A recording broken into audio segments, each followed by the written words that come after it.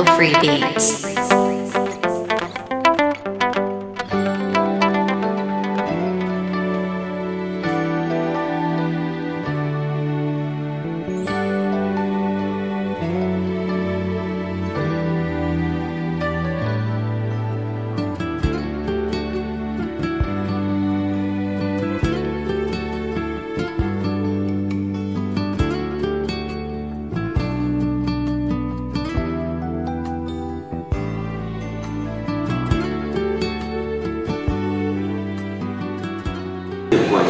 De cohésion nationale, je déclare ouverte la formation des formateurs de ce jour.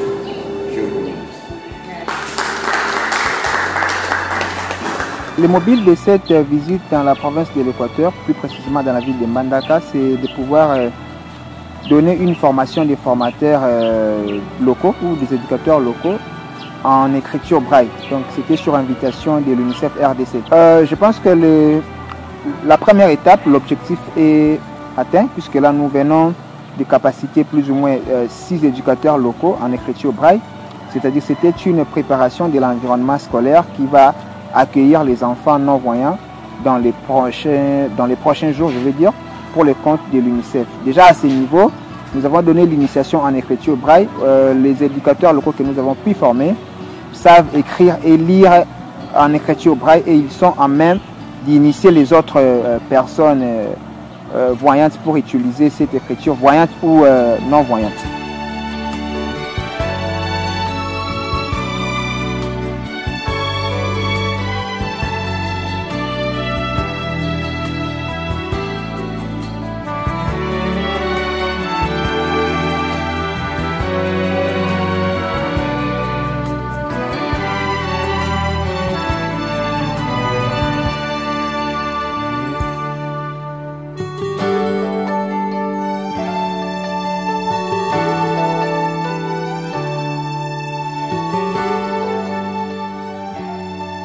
Chaque cellule égale une lettre, égale un signe braille.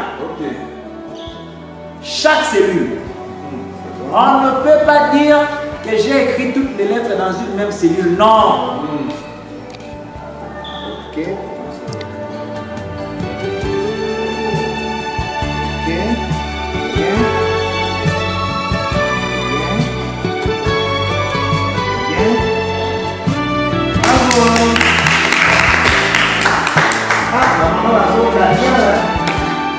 On vient de passer une formation en écriture braille. C'est juste une formation des formateurs en écriture braille ici à Mbandaka. Enfin, les objectifs sont tellement atteints. C'est vraiment un coup de chapeau pour l'UNICEF et aussi pour les facilitateurs qui sont venus de Kinshasa. C'est vraiment à 89%,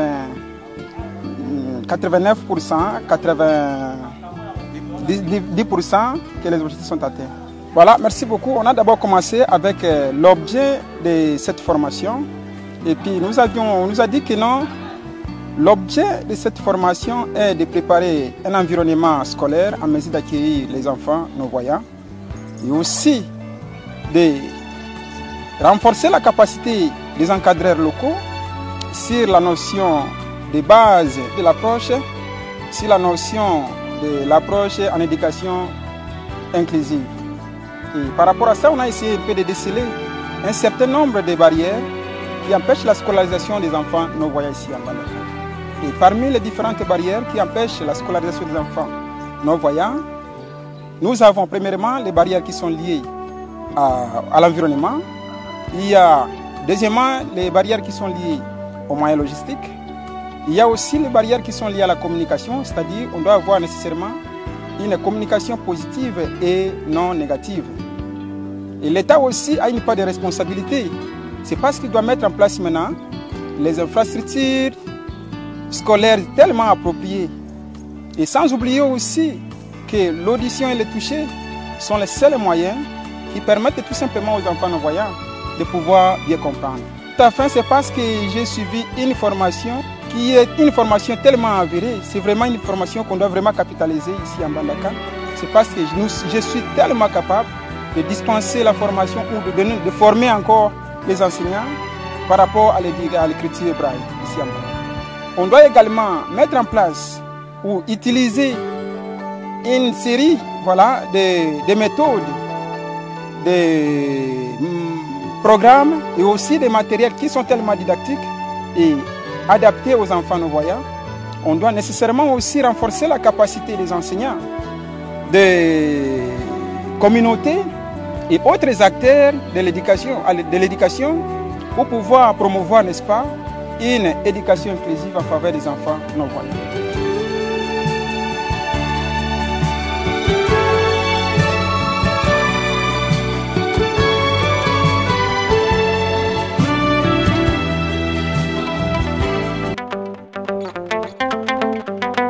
No free beats.